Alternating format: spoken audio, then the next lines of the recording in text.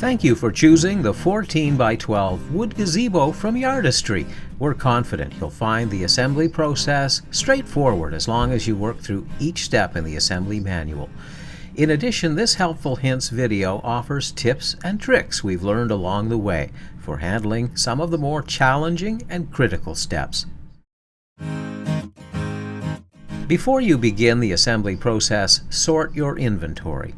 Lay each of the wood parts and hardware components on the ground, then take a few minutes to cross-reference each one with the list in the assembly manual. Remember, we're always here to help. Contact us if you find a part that is damaged or missing. Take a moment to record the carton ID stamp for each box that you receive. You'll want to write down the first 5 digits of the stamped code that come before 14459 and also the letter following those numbers. Record them on page 12 of your assembly manual. In step 2, when you're attaching the post mounts to the bottom of the post assemblies, attach the bolts loosely before installing the pan screws on the inside of the post. If you need to, it's okay to fasten the pan screws on the inside of the post at an angle. Once the screws are secure, go back and tighten the bolts. It's best to do step 3 on a raised surface that is flat and solid. Insert T-nuts into the holes on the outside of a notched end of a gable beam. Position the 2 gable beams so that their notched ends are flush. Check to make sure the gusset holes are at the bottom. Then attach loosely with hex bolts. Get a helper to check the alignment of the boards at eye level. When the gable beams are straight, tighten the bolts. Perform step 4 on a flat, solid, and raised surface. Insert T-nuts into the holes on the outside of the notched end of a side beam outside. Flip it over, then position a second side beam outside so that the notched ends are flush, and attach loosely with hex bolts. Get an assistant to check from one end to make sure the boards are straight, then tighten the bolts. Insert a T-nut into the top hole at each end of the side beam inside. You'll know it's the top because the gusset holes are positioned along the bottom edge. Leave the gusset holes at the bottom empty. They'll be used in step 6. Position a side beam end on one end, attaching loosely with a hex bolt. Then tighten the bolts, and repeat to attach a second side beam end at the other end of the side beam inside. Insert T-nuts into the 4 holes in the middle of a side beam inside assembly. Flip it over. Then, with some assistance, place a beam insert on top. Make sure the holes line up. Now place a side beam outside assembly on top. If the bolt heads are facing in, there will be a gap and the boards won't fit together properly. In that event, rotate the boards to ensure the T-nuts are on the inside. Once again, check to make sure the gusset holes are lined up. To keep them aligned, place 3/8" hex bolts temporarily into the gusset holes and into the holes at the end. Attach the boards loosely using 4 5/16" hex bolts.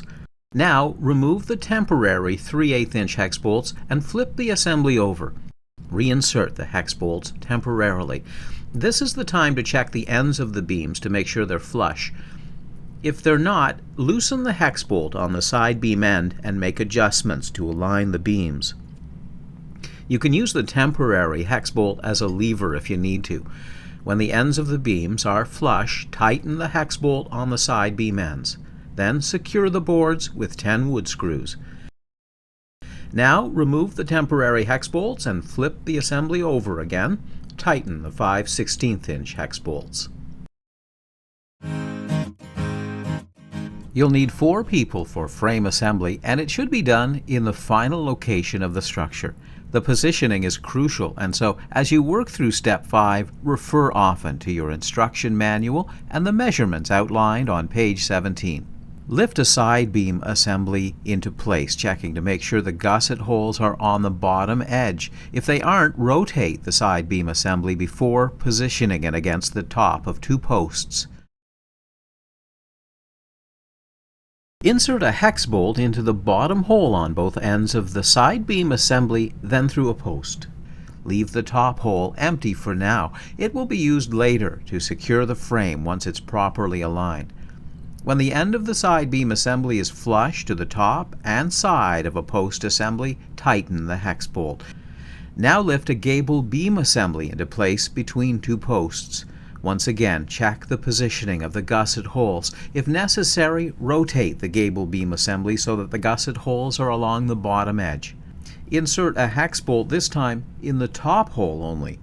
When the end of the gable beam assembly is flush to the top and side of the side beam assembly, tighten the hex bolt. Repeat on the other side. When you're done assembling the frame, check each of the measurements carefully to make sure you have the positioning just right. It should measure exactly 14 feet 11 inches diagonally between posts. Along the front and back of the pavilion, it should measure 12 feet from the outside edge of each post. At each side, it should measure 11 feet 7 inches from the outer edge of each post. The post assemblies must be square to the beam assemblies. Spend some time checking each one and adjust the positioning at the bottom to get it right. Make sure the post assemblies and beam assemblies are level. When you've confirmed that all of the measurements are correct, use lag screws to secure each post. In step 6, you can make it a lot easier to attach the gussets by getting someone to hold them in place for you.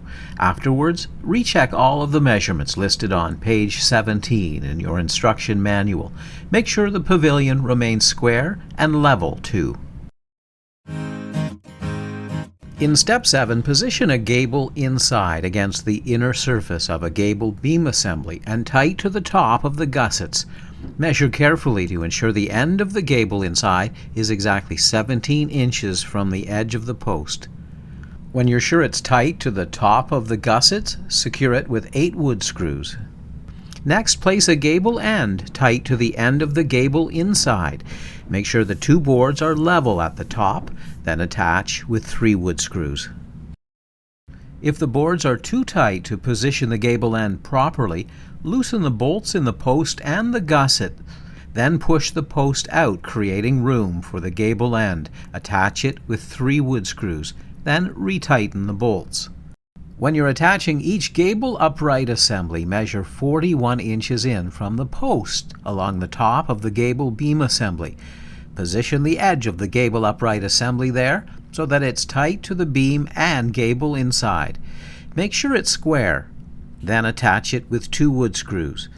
The position of each gable upright assembly may have to be adjusted later when the roof is installed. Step 8 should be done on a raised surface that is flat and stable. It's crucial that you keep everything square and flush throughout this step to ensure the roof panels fit properly. Lay 5 rafter A's down so that they're parallel. Then position a slightly heavier and thicker rafter B on each side. Make sure the notched ends are facing up. Now position a strap long so that it fits into the notches at the bottom. If the end of the strap long doesn't fit in the groove on the outside rafter properly, rotate it so that one end is flush to the outside edge of the roof frame. Now the end with the short notch is on the 5th rafter. Place a strap short into the next set of notches on the rafters so that it's parallel to the strap long. Position a second strap long next to it, then one more strap short. But don't attach them yet. Make sure the assembly is square. When the holes on the first strap long are centered over each rafter, pre-drill, then secure with wood screws. Now attach the second strap long and the 2 strap shorts using wood screws. You'll notice that the screws go in on an angle on one end of each strap long and strap short. Simply use the drill holes as a guide. Next, position a ridge long so that it's flush to the top of the first 4 rafters. It sits at a slight angle, and one end should be flush to the edge of the first rafter. As you attach each one with 2 wood screws, make sure the end of the rafter is centered over the holes in the rafter top short. Check one more time to make sure the assembly is square. Then attach the strap short and strap long that you already placed on the assembly. Now repeat those steps to complete the second half of the frame assembly. When you're installing each rafter brace, make sure the edge with the angle is at the top and it sits flush with the rafters. In the proper position, you can insert bolts temporarily through the holes and use them as guides to position the rafter brace. When the holes are lined up, secure each rafter brace with wood screws, then remove the bolts. When you're done, check to make sure the frame is square. It should measure 14 feet diagonally in each direction. If it doesn't, remove one screw from each joint, adjust the frame so that it's square, then reinsert the screws. Gloves are essential for Step 9 because the roofing material can have sharp edges. To prevent scuffing, remove the film from each side of the aluminum parts just before you use them. One side will have blue film and the other side will have clear film. If you're using a power drill, be careful not to damage the panels by over-tightening. We recommend hand-tightening the screws until they're snug. When you're positioning the 4 roof panels, make sure the end with the holes located beside the ribs is at the top of the roof panel assembly. You can identify the top because it's the side with the angled strap-long and strap-short boards.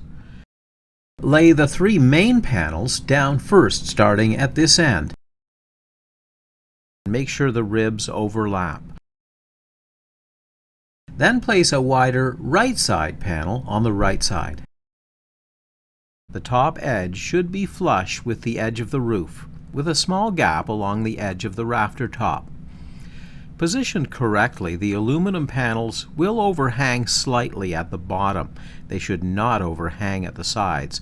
If the roof panels don't line up correctly, refer to Step 8 for instructions on how to make the roof frames square. Once the panels are in place, secure each with 12 roofing screws, as indicated on page 28 in your instruction manual. Be careful not to over-tighten the screws, because that can cause damage to the aluminum.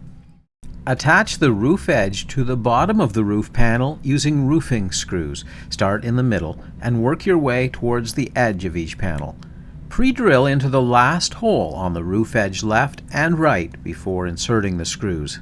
Then install the rest of the roofing screws in all of the remaining pre-drilled holes to complete the panel. Insert 4 extra screws along the left edge of the roof panel. They should be centered between each of the pre-drilled holes. Apply the sticky edge of a strip of weather seal to the bottom of the rounded edge of a ridge clip.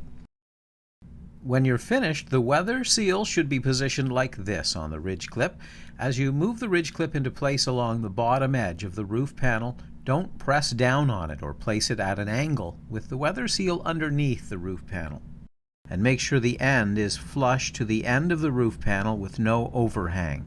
Use a measuring tape to check that the ridge clip is positioned 3 3/8 inches from the bottom of the rafter top. Attach it with wood screws. Do not attempt Step 10 in windy conditions. It will require 4 people with 3 ladders to attach the roof panels to the frame. Position 2 of the ladders at the side of the pavilion you're working and the other in the middle. Designate one person to remain in the middle throughout the step to hold the roof panels in place. Once both panels are up, take a moment to adjust them from the inside to make sure they're flush at the top. Adjust the rafters so that they're flush and tight to the side beam assemblies. If a panel doesn't sit on the upright properly, take the panel down momentarily and reposition the upright. When both roof panels are in position, attach them at the peak with bolts. If you need to, push up on the center of the roof to align the panels at the peak before tightening the bolts. Install the rafter to beam brackets loosely on each panel where it connects with the rafters. Make sure the notch on the roof rafters fits tightly against the beam assembly side. If you need to, push down on the edge of the roof to make it fit, or from inside the pavilion, push up in the center. It's all right if there's a small gap between the notch and beam on the end rafters. When the panels are in place, screw the rafter to beam brackets in and tighten the bolts on the brackets. Check to make sure each gable upright assembly is still square. Then attach each one to the rafters with 2 wood screws. Before installing the ridge cap in step 11, make sure you remove the clear and blue film from both sides of each aluminum piece. If the ridge cap doesn't slide on smoothly, add a few drops of liquid soap on the inside of the cap before reinstalling it. If it still doesn't slide, get someone to push up on the middle of the roof assembly. If the first ridge clip short is pushed off while you're installing the ridge clip, get someone to push on it from the other end during installation. In step 12, when you're attaching each fascia to the outside rafters, measure to ensure the bottom edge extends 1 inch below the bottom edge of the rafter.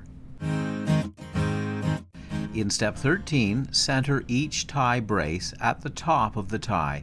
Make sure it's square before attaching it with 2 jam mounts. Attach a tie center bracket at each rafter peak inside your pavilion. You'll notice that 3 of the tie center brackets fit onto the rafters facing in one direction, and the 4th can only fit facing the other way. Use 4 pan screws to attach each tie center bracket. With some assistance, place the tie wrap bracket tight against the rafters so that the tie braces fit into the tie center brackets. Make sure each tie is level. Then pre-drill through the hole at the end of the tie brace before attaching each tie wrap bracket to the rafter with a pan screw.